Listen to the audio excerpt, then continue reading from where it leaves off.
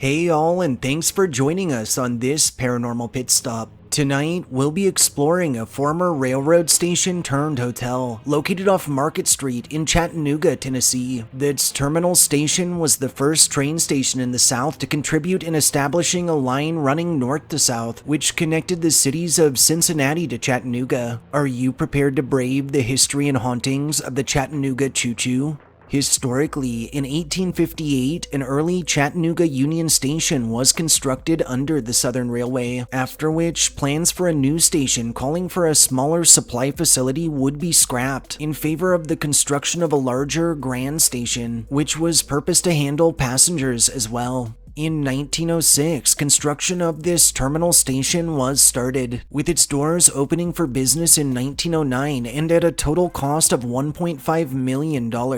Over the years, the terminal station would serve around 50 passenger trains alongside a range of freight and package services. Following World War II, popularity in American rail services would decline, with the Southern's Express Detroit Cincinnati Florida Sunbeam ceasing operations in 1949 and through the 1950s and 60s, namely due to the steep competition of the automobile and airline industries. Rail service usage would grind to a near halt, with most track locations quickly becoming outdated. In 1970, the Southern Pacific Railway's Birmingham Special Train would take a nostalgic passenger journey from New York City to Birmingham, on which trip it would be accommodated by the terminal station as its last train serviced before its official closure. Over the years, Terminal Station would be left to weather time and elements, and in 1973, after a near demolition, it was reopened to the public under a group of wealthy investors seeking to profit off association to the Chattanooga Choo Choo song.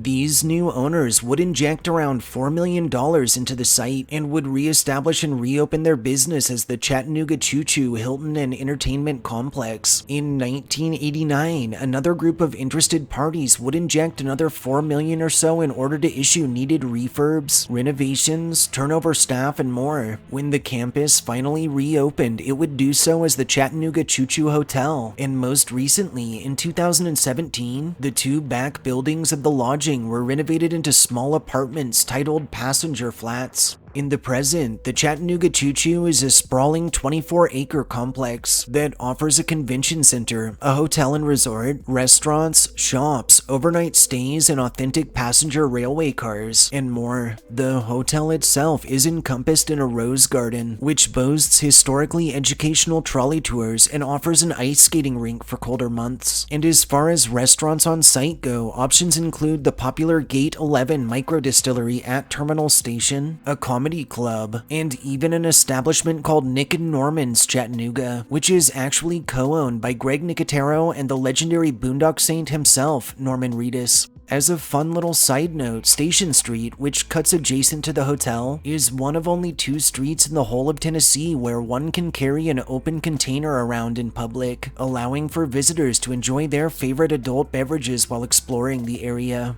Chillingly, the Chattanooga Choo Choo has long been considered one of the most supernaturally charged points in the whole of the state, with local activity suspectedly tied to the many souls who graced its bounds years prior, and reports of inexplicable happenings spanning back to its earliest years in operation have persisted. To date, both staff and visitors to the expanse have described doors that open and close on their own, sometimes dangerously close to fingers, lights that flick from on to off by themselves, leaving all present in total darkness, and televisions and other appliances that act on their own accord, flipping through channels sporadically or powering on and off at random. Amongst the old train cars, several have captured half-formed silhouettes in both photography and video that aren't visible until they're looking through their camera rolls later, and a handful of spine-tingling accounts tell of guests who have awoken to unnatural chills and have watched in shock as ghostly forms drift right past them and through solid walls. One popular legend surrounding the Choo Choo tells that long ago, a woman lost her child at the station, and to date, many have reported hearing scared cries on the winds, desperate and distraught female sobbing that emanates from thin air, and encounters with the manifestation of the young mother herself as she frantically seeks her missing little darling.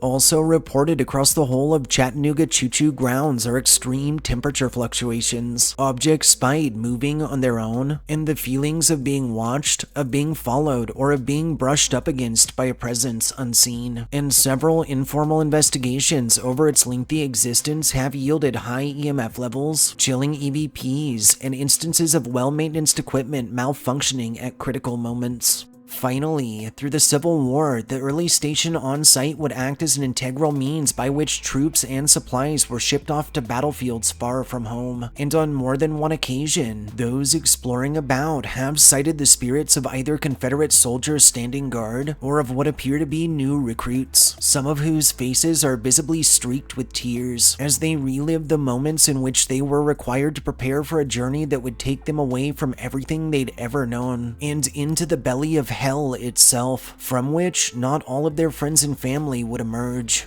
Thanks for tuning in for this Paranormal Pit Stop. If you enjoyed our histories and ghost stories, subscribe to our channel, like this upload, and share us with anyone you feel could use a good scare. We'll see you next time.